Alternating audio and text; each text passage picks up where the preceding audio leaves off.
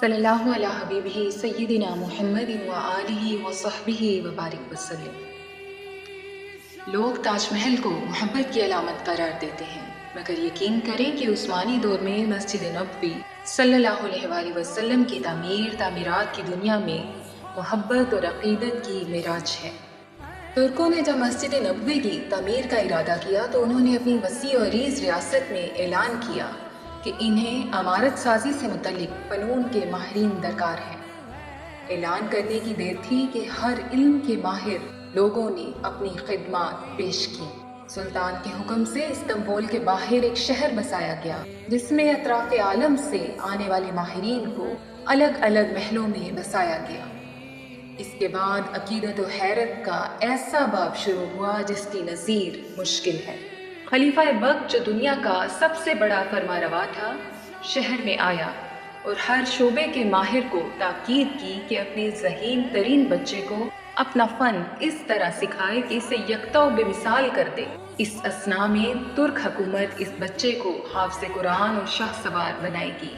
دنیا کی تاریخ کا یہ عجیب و غریب منصوبہ کئی سال جاری رہا۔ 25 سال بعد نوجوانوں کی ایسی جماعت تیار ہوئی جو نہ صرف اپنے شعبے میں یکتائے روزگار تھے بلکہ ہر شخص حافظ قرآن اور باعمل مسلمان بھی تھا۔ یہ لگ بھگ 500 لوگ تھے۔ اسی دوران ترکوں نے پتھروں کی نئی کانیں دریافت، جنگلوں سے لکڑیاں کٹوائیں، تختے حاصل کیے گئے اور شیشے کا سامان بہم پہنچایا گیا۔ یہ سارا سامان نبی کریم صلی اللہ علیہ وآلہ وسلم کے شہر پہنچایا گیا تو ادب کا یہ عالم تھا کہ اسے رکھنے کے لیے مدینہ سے دور ایک بستی بسائی گئی تاکہ شور سے مدینہ پاک کا ماحول خراب نہ ہو۔ نبی صلی اللہ علیہ وآلہ وسلم کے ادب کی وجہ سے اگر کسی پتھر میں ترمیم کی ضرورت پڑتی تو اسے واپس اسی بستی بھیجا جاتا۔ ماہرین کو حکم تھا کہ ہر شخص کام کے دوران باوضو رہے اور درود شریف اور تلاوت قرآن میں مشغول رہے۔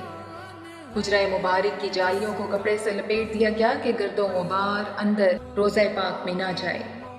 ستون لگائے گئے کہ ریاض الجنت اور روضہ پاک پر مٹی نہ گرے۔ ترکوں نے دور نبوی کی پوری مسجد کی چھت گنبدوں سے بنا دی۔ ان میں روشن دان رکھے، بعض دیواروں میں دروازوں جیسی بڑی بڑی کھڑکیاں بنائیں۔ ستونوں کے سر سنہرے کر دیے گئے اور ان کے نچلے حصوں پر سونے کے پتر چڑھا دیے۔ گنبدوں کے اندرونی حصے نقش و نگار سے مزین کیے۔ کاتب عبداللہ زاہدی افندی نے مسجد کے گنبدوں، دیواروں، ستونوں اور محرابوں پر بے مثال کتابت کی۔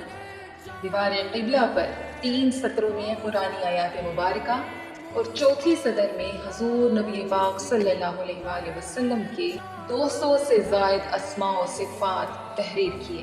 مغربی سمتوں میں 1293 میٹر تک توسیع کر دی گئی۔ اس تعمیر و توسیع میں تقریباً 500 کاریگروں اور مزدوروں نے حصہ لیا اور سونے کے 7 لاکھ مجیدی سکے خرچ ہوئے۔